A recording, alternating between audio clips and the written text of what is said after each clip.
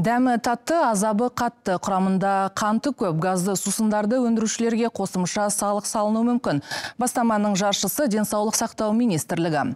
Танымал брендтегі мұндай сусындарға салық салу әлемнің көптеген елінде қолға алынуда. Себебі зерттеулер соңғы кезде балалар арасында артық салмақ пен қант диабетіне душар болғандардың саны артқанын көрсетіп отыр. Ақ халатлардың дерегінше, көптің аңсары ауып тұратын қарапайым осындай газдалған сусынның жарты литрінде 10 күндік қант дозасы бар. Ал өндірушілер ұлт денсаулығы үшін күресте басқа жол таңдаған дұрыс деген пікірде. Себебі акциз енгізу тауардың қымбаттауына, тіпті соны өндіретін кәсіпорындардың жабылуына әкеп соғуы мүмкін.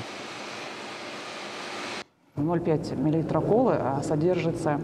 Мәселен, күнделікті жұрт тұтынатын коланың жарты литрінде баланың 10 күн жейтін қантының мөлшері болады. Бұл дегеніміз сұмдық қой, ойлаңызшы. Барлық ағза мүшелері шекермен бітеледі. Семіздіктен бастап аурудың түр-түріне балаларды өз қолымызбен шалдықтырып жатырмыз. Сол үшін мұндай сусындарға акциз салуды қолдаймыз.